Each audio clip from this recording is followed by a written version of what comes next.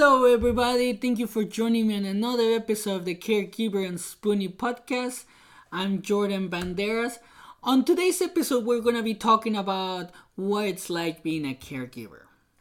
We already talked about a few things here on this podcast. Let's tell people what it's like being a caregiver. For one, it is stressful. I have aged in the last 3 years that my wife has been sick. I even got a bald spot. I call it stress. She calls it age. I'm not that old. And it is stressful because even though you want to take care of your spoonie one way or another, like for example, my spoonie is my wife. I have to go to work. She has to stay home all day. So that's kind of stressful because she suffers from depression. She's in pain all day. She can't do a lot of things alone sometimes. So she needs help. But I have to go to work because I need to take care of her financially as well. So it is stressful. Then you have to make sure that she takes her medicines and doctor's appointments. So I'm going to say it again. It is stressful. So, and one thing that a lot of people don't understand as well when they become caregivers is that, well, let me put it this way, when you're the caregiver of let's say like a child or a spouse or something like that, like a family member, you're never gonna get a day off. That's the thing. Like, this job is from Monday to Monday 24/7 because depending on the condition, it can be it's works at night. It could be during any time. It's like for example in my wife's case, she has had multiple surgeries, so that also obviously is even harder because then you have to become a nurse as well. So it is hard. That's why if you're able to take a day off, tell me how you do it. And I'm not trying to be funny, it's just the truth. Like sometimes you just want to have a day off, but something happens. Like he or she or whoever your spoonie is might get sicker or something like that. So at this point, I don't care. I just say like that's my job. It's my wife. I'm gonna take care of her, even if I don't have to rest until whenever I can rest. That's one thing. Another thing for a caregiver that I don't see a lot, and it took me a long time to get to that point. I'm not gonna lie to you guys.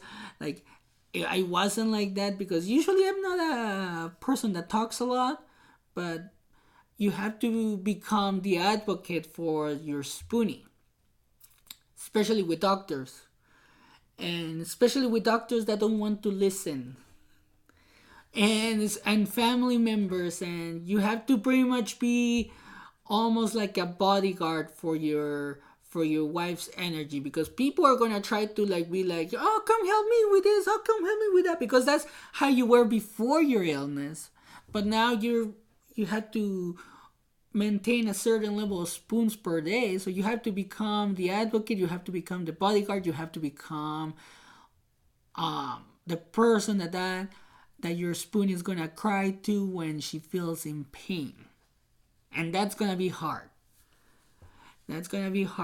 But always, another thing that I'm gonna let you know, even though I'm the caregiver and it's 24/7 pretty much, making sure that my wife is okay and everything, I take care of myself. And that's another thing that I see a lot of caregivers, like spouses, that they're struggling, and unfortunately they post it on Facebook. Not that there's nothing wrong with that, but now a lot of people can see it, and a lot of things that I see on Facebook is that people are complaining about taking care of the spoonie, saying like, oh, how can she do this to me, like it's her fault or his fault that he got sick or something like that. So I don't blame my wife for getting sick because it's nothing. It's out of her hands. I hope nobody feels that way about their spouse or the child or anything like that. And that's why you have to take care of yourself. Because if you're able to take care of yourself, and by I mean taking care of yourself, I mean like eating healthy, working out, having somebody to talk to. You have to go to a therapist. I will recommend it. Like, there's nothing wrong with going to a therapist because being a caregiver is so stressful. Like, and unfortunately, stress sometimes leads to anger, and stress causes problems in your body. So if you get too stressed, as stress has been proven that it's gonna lower your immune system, and I have heard a lot of stories, and there's studies that show that it's true. That with stress you could cause yourself to get cancer one way or another because it lowers your immune system. It causes changes on your body that can create a form of cancer, like lymphoma and things like that. I have read stories. I have done a lot of research to create this podcast. So everything that I'm gonna be mentioning, I have done the research for.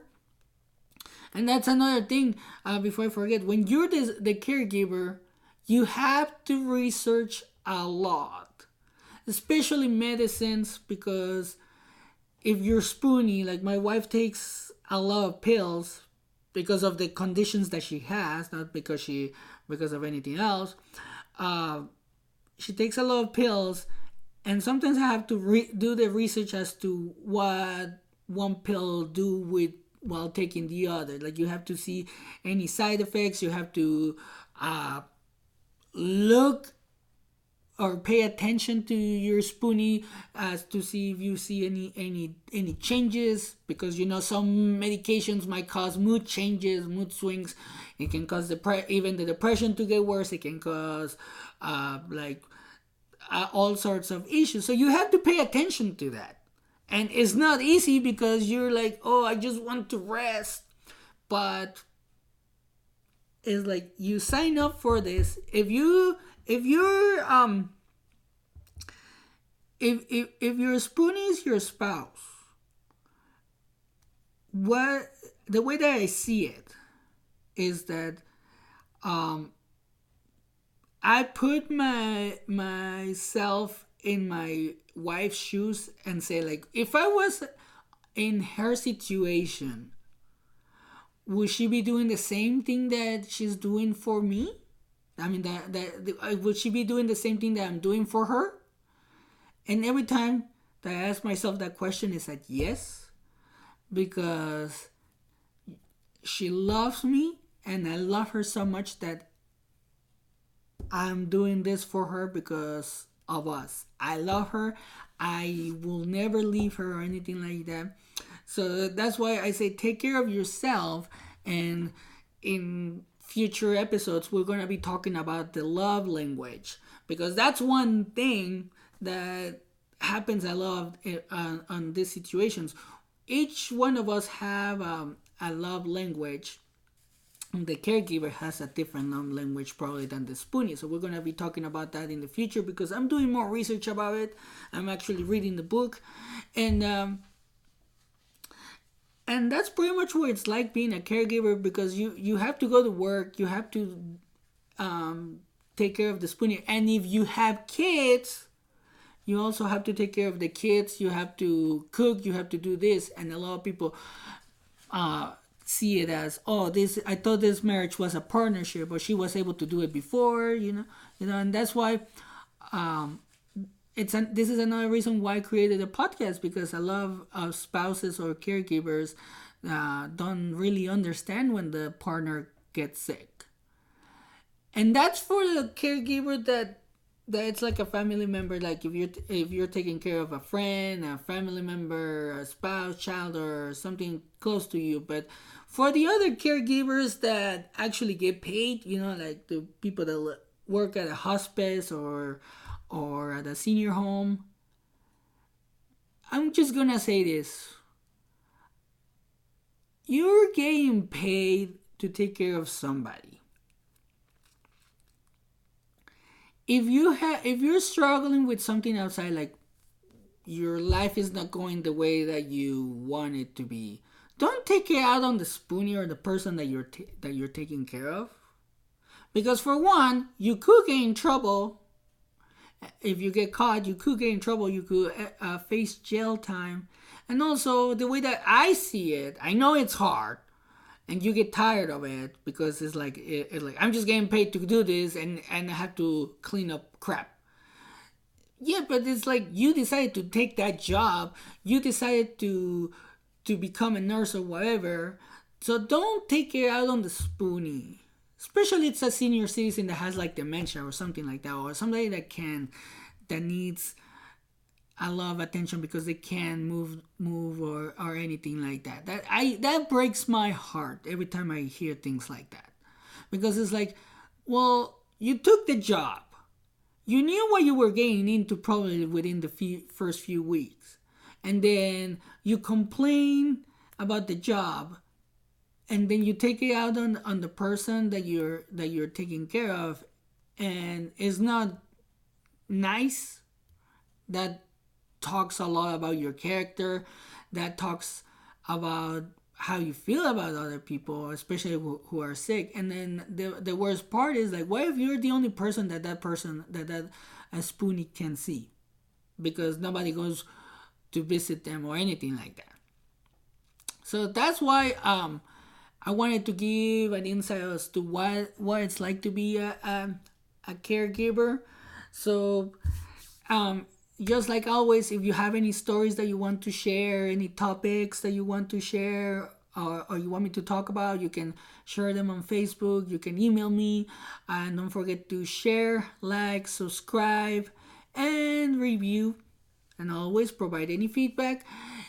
That way we can grow together. I can grow actually by doing this, and I hope to help you guys in any way, shape, or form that I can. And I leave you with this: always take care of yourself.